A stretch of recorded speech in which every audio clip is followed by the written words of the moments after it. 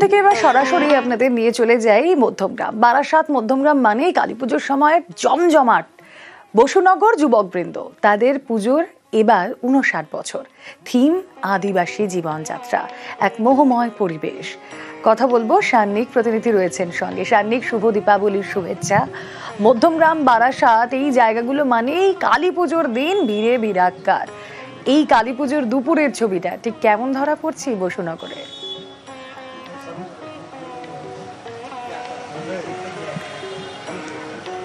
দেখো, মধ্যমগ্রামে যদি আজকে কেউ ঠাকুর দেখতে আসতে চান, অবশ্যই কিন্তু কিছুটা সময় হাতে নিয়ে আসতে হবে, কেননা সন্ধ্যের পর থেকেই এই মধ্যমগ্রামের রাস্তাঘাটে কিন্তু চলাচল করা যথেষ্ট সমস্যা হয়, সেটা আমরা প্রত্যেকেই জানি। কেননা এত মানুষ রাস্তায় নামেন, রাস্তায় মানুষের ঢলে কিন্তু নড়নচড়ন করতে বেশ সমস্যা হবে।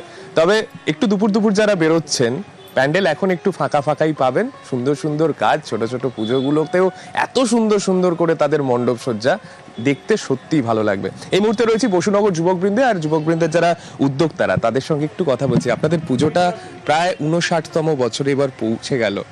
এবছর মানুষের সাড়া কিরকম? এখনো পর্যন্ত তো আজকের থেকে শুরু হয়েছে, আমাদের গতকালই উদ্বোধন হয়ে গেছে, খাদ্যমন্ত্রী আমাদের উদ্বোধন করে গেছেন। এখনো পর্যন্ত কালকের থেকে প্রচুর দর্শনার্থী এসছে এবং আশা রাখি এবছর আরও দর্শনার্থীর ভিড় মধ্যমগ্রাম সহ সারা মধ্যমগ্রাম সমস্ত জায়গা সহ বসুনগরেও আমরা দেখতে পাবো। একেবারে যেরকম তুমি বিভিন্ন সময় দুর্গাপুজো, কালী পুজোর বিভিন্ন জায়গায় যেমন দেখো, একদম ওয়াটার বডির পাশে সুন্দর করে আলোকসজ্জা থাকে।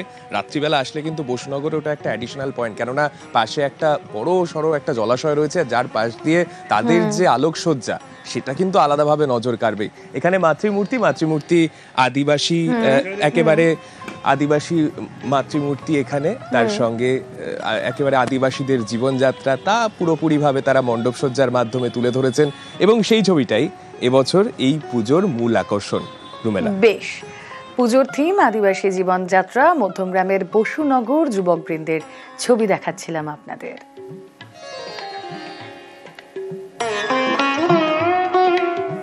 এবার ওই যে বললাম, মধ্যমগ্রাম বারাসাত মানেই কালী পুজো তো জমজমাট। বারাসাতে বেশ কয়েকটা বড় পুজো হয়, অনেক দিন ধরে হচ্ছে। তবে তুলনামূলক কম বয়সী এই পুজো, নবপল্লী আমরা সবাই। কিন্তু তাতে কি, 9 বছর এই পুজো পা দিলেও তাদের থিম ভাবনায় কিন্তু চমক রয়েছে। গুজরাটের দ্বারকা মন্দিরের আদলে এই মণ্ডপ তৈরি। দেখুন, এই কালী পুজোর দুপুরেও কিন্তু মানুষ গুটি গুটি পায় ঠাকুর দেখা কমপ্লিট করে ফেলছে। কথা বলবো, জিয়াউল আলম রয়েছেন আমাদের সঙ্গে। জিয়াউল, শুভ দীপাবলির শুভেচ্ছা তোমায়। যেই ছবি আমরা দেখাচ্ছি, বারাসাত মানেই কালী পুজো, মানেই বারাসাত, বারাসাত মানেই কালী পুজোর এই ছবি, একটা কমন ছবি আমাদের সামনে উঠে আসে। তিল ধারণের জায়গা থাকে না।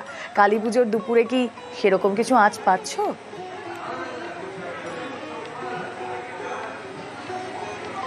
একদম, দেখো, তোমাকেই দীপাবলির শুভেচ্ছা। আমি এই মুহূর্তে রয়েছি বারাসাতের আমরা সবাই ক্লাব প্রাঙ্গণ, এবং তাদের এবারের থিম গুজরাটের দ্বারকা মন্দির অনুকরণে তৈরি করা হয়েছে, এবং তাদের মাতৃ প্রতিমা একটা বৈশিষ্ট্য, এক কৃষ্ণ কালীর অনুকরণে কিন্তু তাদের এই মণ্ডপ সজ্জা বা প্রতিমা।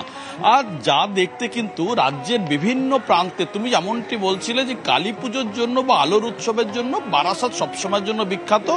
এই পুজো মাত্র 9 বছরে তারা কিন্তু এই যে অভিনব একটা চিন্তা ভাবনায়, তার জন্য কিন্তু রাজ্যের বিভিন্ন প্রান্তের মানুষ কিন্তু এই মুহূর্তে মণ্ডপমুখী। এখন ঘড়ির কাঁটায় 2:40, 3টের ঘরে ছুঁই ছুঁই, কিন্তু রোদ উপেক্ষা করেই প্রচুর মানুষের কিন্তু তুমি দেখতে পাচ্ছ, প্রচুর মানুষ কিন্তু এই মুহূর্তে মণ্ডপমুখী। শুধুমাত্র তারা এখানে এসে, তার কারণ এখানে আসতে গেলে পায়ে হেঁটেই আসতে হবে, তার কারণ প্রায় 2 কিলোমিটার দূর থেকে রাস্তা সেখানে বন্ধ করে দেওয়া হয়েছে। কোনো রকম 2 হুইলার 4 হুইলার গাড়ি কিন্তু ঢুকতে পারবে না, সবটাই কিন্তু পায়ে হেঁটে।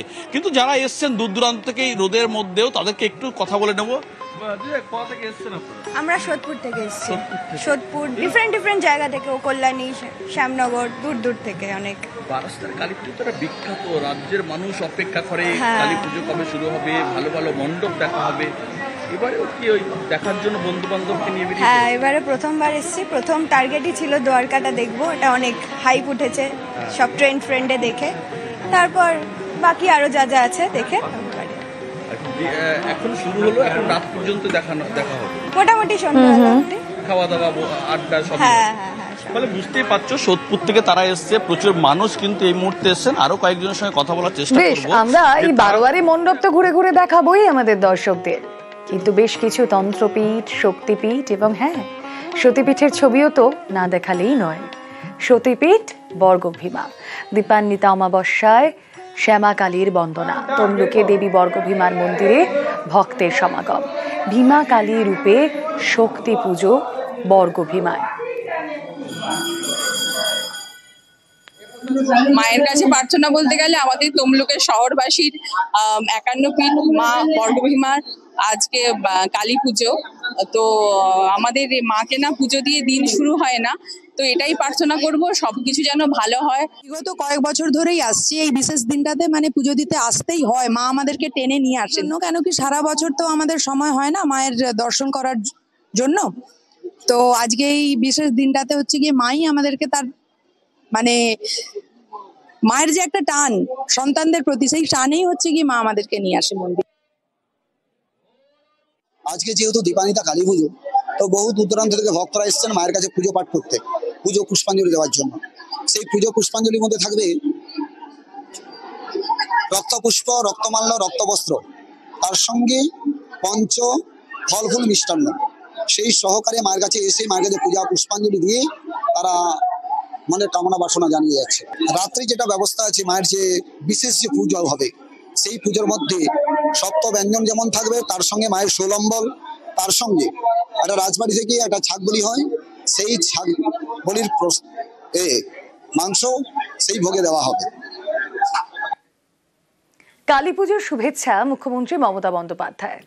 গানের সুরে কালী পুজোর শুভেচ্ছা, মুখ্যমন্ত্রীর কথা ও সুরে গান গেয়েছেন শ্রীরাধা বন্দ্যোপাধ্যায়।